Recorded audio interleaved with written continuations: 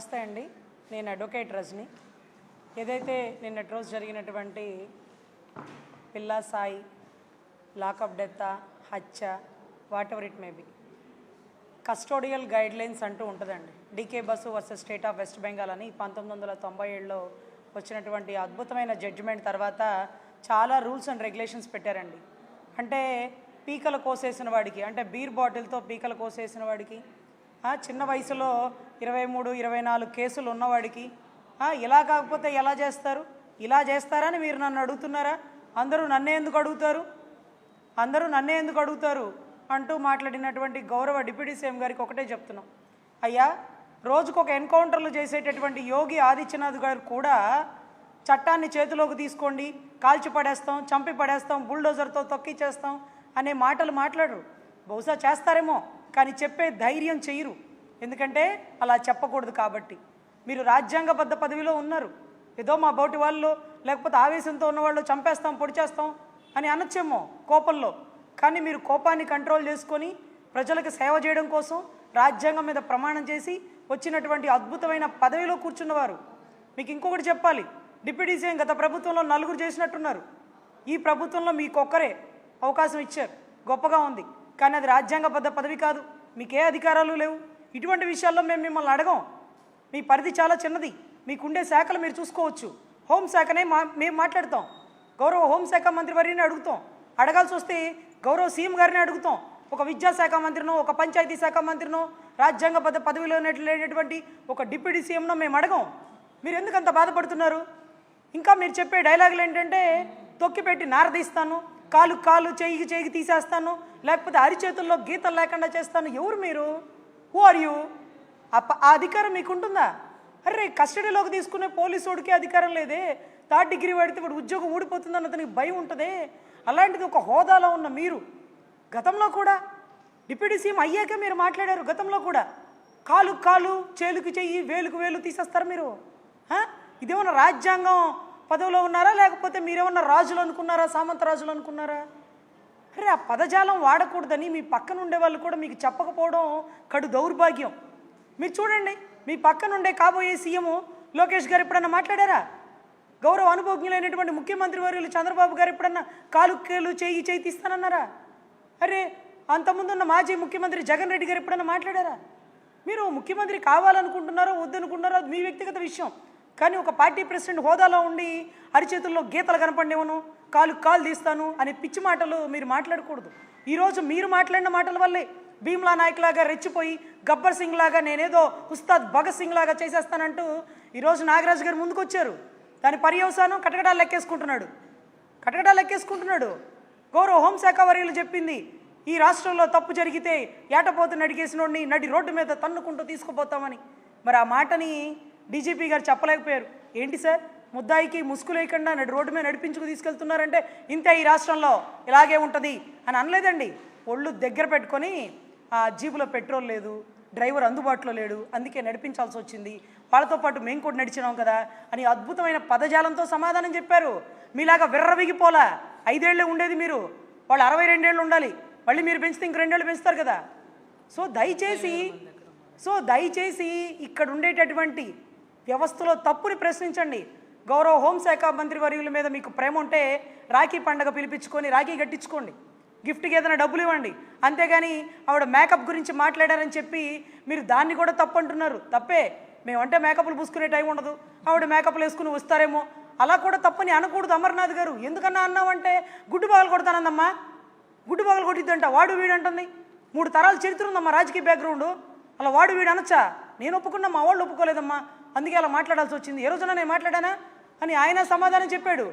కానీ మేకప్ మీద మీరు పెట్టిన శ్రద్ధ, మీ పార్టీ కార్యకర్త ఒక దళిత మహిళని, ఒక పంచాయతీ శాఖలో పనిచేస్తున్న మహిళని కుక్కను కొట్టినట్టు నడి రోడ్డు మీద పోలీసుల కర్రలతో పోలీసులు చూస్తుండగా కొడితే, ఒక మహిళే కదా, మనకు ఓటేసిన మహిళే కదా, ఆ అమ్మాయి కూడా నాలాగా అన్నా అని అంటుంది కదా. స్పందించలేదే? నీ ట్విట్టర్లో పోస్ట్ పెట్టలేదే? ఒక మహిళ మీద దారుణంగా నడి రోడ్డు మీద చేస్తున్న చర్యని ఖండిస్తున్నాను, నేనుండే ఈ రాష్ట్రంలో ఇలా జరగకూడదు అంటూ ఖండించాలి కదన్నా. అక్కడా ఖండించరు. ఈరోజు మేకప్ గురించి రాష్ట్రం మొత్తం స్పందిస్తుంది. మహిళా కమిషన్ చైర్పర్సన్ గారు, అమ్మా మీకు పాదాభివందనాలు. అరే కళ్ళ ముందు నడి రోడ్డు మీద కుడుతున్న వాళ్ళకి సమాధానం చెప్పరు. సుగాలి ప్రీతి తల్లి మీ దగ్గరికి ఎందుకు రాలేదంటే ఆవుదేముందులేండి అనిందట. ఆవుదేముందులేండి, ఆవిడేం చేస్తుందిలే పాపం అనిందట. ఆ పరిస్థితికి వచ్చారు. ఈరోజు మీరు లెటర్ రిలీజ్ చేసినారమ్మా. ఏమనంటే మేకప్ గురించి మాట్లాడతారా అంటూ లెటర్ రిలీజ్ చేసి సమాధానం చెప్పాలని అడిగారు.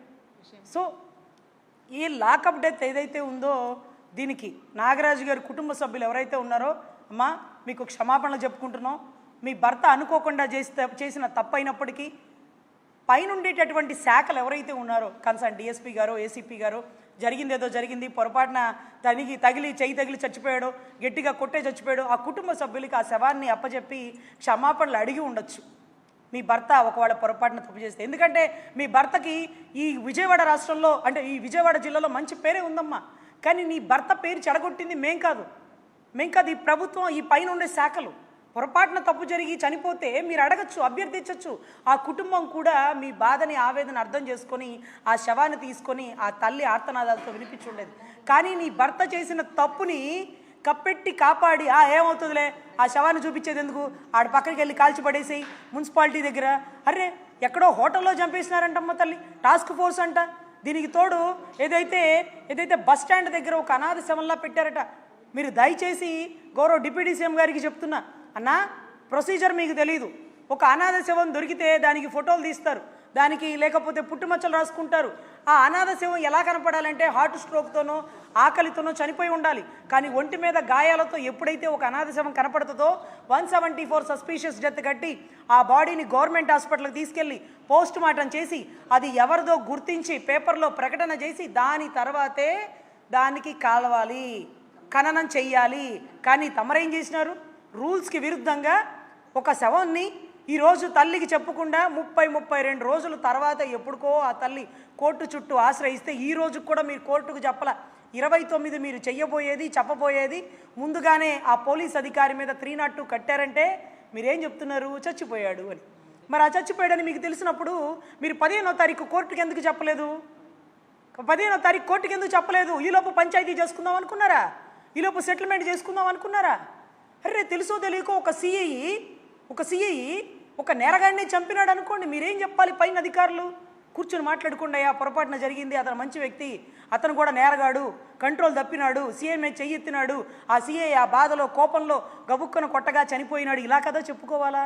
రెచ్చగొట్టి తప్పుని పెంచి పోషించి ఒక తప్పుకి 100 తప్పులు చేస్తూ ఈరోజు బీహార్ రాష్ట్రం మన రాష్ట్రం వైపు చూసేలాగా తెలంగాణలో లేదు. ఈ లాకప్ డెత్తులు ఎన్కౌంటర్ చేస్తారు. ఎందుకంటే వాళ్ళ మీద దాడి చేసినారు, మేము వాళ్ళ మీద దాడి చేసినాం, ఆ దాడిలో ఇలా జరిగిందని.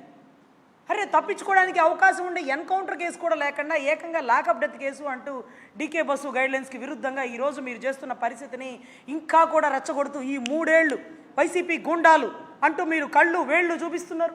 అంటే ఇంకా రెచ్చగొడుతున్నారా అన్న? ఇంకా కొట్టుకు చావాలా? నిజంగా వైసీపీలో గుండాలే ఉంటాయి, తెలుగుదేశంలో గుండాలే ఉంటాయి, జనసేనలో గుండాలే రౌడీలే ఉంటాయి, న్యాయస్థానాలు చూసుకుంటే కోర్టు చూసుకుంటే మీరెవరు రెచ్చగొట్టే స్టేట్మెంట్లు ఇవ్వడానికి? నేను ఈరోజు వైసీపీ గుండాలను తెలుగుదేశం గుండాలను పెంచి పోషించమని చెప్పట్లా. తప్పు చేస్తే చట్టాలు, కోర్టులు, న్యాయ వ్యవస్థలు ఇవన్నీ ఉన్నాయి కదా. మేము పొంబరేపిస్తాము, కాలు తీస్తాము, చేతిలో రేఖలు కనపడనీయకుండా చేస్తాము అని అనడానికి మీరెవరు? ఏ అధికారంతో మీరు అలా మాట్లాడారు? ఈ స్టేట్మెంట్ పబ్లిక్గా వచ్చిందనే కనుక వీడియో ఫుటేజ్ కోర్టులో పెడితే అది కూడా రెచ్చగొట్టే ధోరణితో మాట్లాడుతున్న కేసే. మీకు గొప్ప హోదా ఇచ్చినారు, కానీ అది రాజ్యాంగబద్ధ పదవి కాదు, మీకు అధికారాలు లేవు.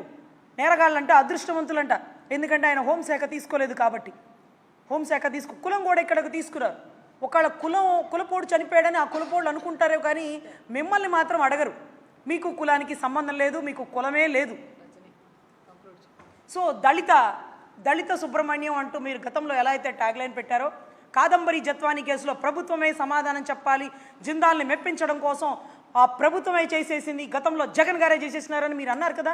ఈరోజు మరి లాకప్ డెత్ చేసినప్పుడు గతంలో ఇప్పుడున్నటువంటి ప్రభుత్వం చంద్రబాబు గారే చేసినారు, లోకేష్ గారే చేసినారు, డిప్యూటీ సీఎం గారు చేసినారని ఎవరన్నా అన్నారా? లేదు కదా. పోలీసులే చేసినారు, చట్టపరమైన చర్యలు తీసుకోవట్లేదు అని అన్నారే. కాబట్టి సో దయచేసి ఎవరైతే నాగరాజు గారి గురించి కూడా ర్యాలీలు చేస్తున్నారంట, తప్పుని పెంచి పోషించొద్దు. ఒకరిని కాపాడితే ఇదే తప్పు మళ్ళీ రిపీట్ అయింది. ఎప్పుడో రంగాగారి ఎంచైల్లో జరిగినటువంటి లాకప్ డెత్తులు మళ్ళీ ఇంతవరకు రిపీట్ అవ్వలా. రాష్ట్రంలో మొట్టమొదటిగా ఇదే జరిగింది. సో కఠినమైన చర్యలు తీసుకుంటే తప్ప ఇలాంటివి రిపీట్ కాకుండా ఉంటాయని గౌరవ సీఎం గారికి, హోమ్ మినిస్టర్ గారికి మాత్రమే చెప్తున్నాం. డిప్యూటీ సీఎం గారికి సంబంధమే లేదు. మేము ఆయన్ని ఏమీ అడగం, ఆయన మాకు ఏమీ చేయాల్సిన అవసరమే లేదు.